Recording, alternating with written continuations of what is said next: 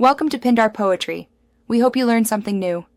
You start by confirming your Fampay account is fully activated and KYC cleared.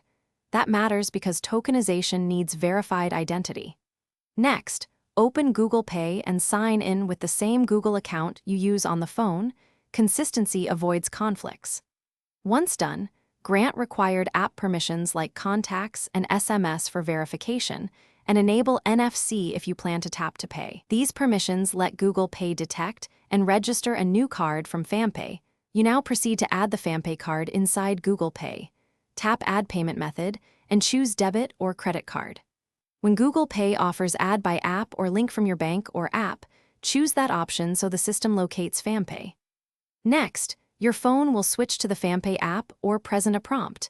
Approve the link and authenticate using your Fampay PIN, OTP, or biometrics. This two-way handshake securely pushes a tokenized card into Google Pay for contactless use. You finish by completing the final verification steps. Enter any OTP or confirm the prompt inside Fampay or Google Pay. That final approval issues the token. Once linked, make sure to set the Fampay card as default if you want it used automatically, and then test with a small tap-to-pay or a low-value online transaction to confirm. If linking fails, first clear app cache and retry.